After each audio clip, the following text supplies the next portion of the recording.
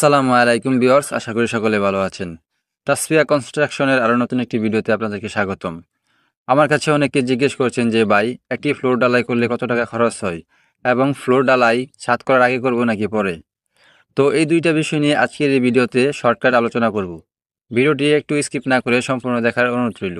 তো বেশি কথা না বাড়িয়ে চলুন সরাসরি চলে যাই মূল ভিডিওতে। দেখুন, ফ্লোর ঢালাইয়ের খরচ ডিপেন্ড করবে আপনার ফ্লোর এরিয়া কতটুকু এবং স্কোয়ার ফুটের উপর ভিত্তি করে। তারপরেও আপনাদেরকে 1000 স্কোয়ার ফুটের ফ্লোর এরিয়ার হিসাব দেব আজকের ভিডিওতে। 1000 স্কোয়ার ফুটের ফ্লোর এরিয়া হিসাব দিলে আপনারা হিসাবটা মিলাতে পারবেন এবং আপনাদের ফ্লোর এরিয়া অনুযায়ী কত টাকা খরচ হবে সেটাও আপনারা সহজে হিসাব করে বের করতে পারবেন। দেখুন, আমরা সাধারণত যে কাজগুলো করে থাকি সে কাজগুলো ইঞ্জিনিয়ারিং রুলস এবং গাইডলাইন মেনে করা হয়।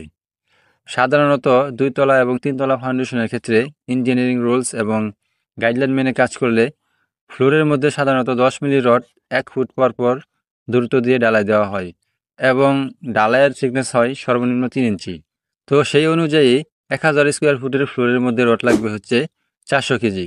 যদি আমরা প্রতি স্কোয়ার ফুটের হিসাব করি তাহলে আমাদের আসবে প্রতি স্কোয়ার ফুটে 400 গ্রাম এবং খোয়া লাগবে 1:1.5 রেশিওতে, অর্থাৎ 1 ভাগ সিমেন্ট, 1.5 ভাগ বালি এবং 3 ভাগ খোয়া। এই অনুপাতে খোয়া লাগবে 200 সিএফটি এবং প্রতি স্কোয়ার ফুটে যদি আমরা হিসাব করি তাহলে আমাদের আসবে 0.2045 সিএফটি। আর বালি লাগবে এর অর্ধেক, অর্থাৎ 100 সিএফটি। সিমেন্ট লাগবে হচ্ছে 1:1.53 রেশিও অনুপাতে 50 ব্যাগ। প্রতি স্কোয়ার ফুটে যদি আমরা হিসাব করি তাহলে আমাদের আসবে 0.05 সিএফটি। এখন আসি আমরা 1000 স্কোয়ার ফুটে সব কিছু মিলিয়ে ঢালাই করলে কত টাকা খরচ হবে। 1000 স্কোয়ার ফুটে সব মিলিয়ে খরচ আসবে 1,24,000 টাকা মিস্ত্রি খরচ সহ। এলাকা বা আঞ্চলিক ভেদে খরচ কিছুটা কম বেশি হতে পারে। আশা করি আপনারা হিসাবটা বুঝতে পারছেন। এখন আসি ফ্লোর ঢালাই ছাদ ঢালাই দেওয়ার আগে করব নাকি পরে। তো আমার রিয়েল এক্সপিরিয়েন্স থেকে আমি বলবো ফ্লোর ঢালাই আগে করা ভালো, কারণ ছাদের শাটারিং করার সময় শাটারিং ফাইনাল লেভেলিং করার পরে ঢালাইয়ের সময় শাটারিং আপ ডাউন বা আনলেভেল হয় না এবং শাটারিং ফেল করার চান্স থাকে না।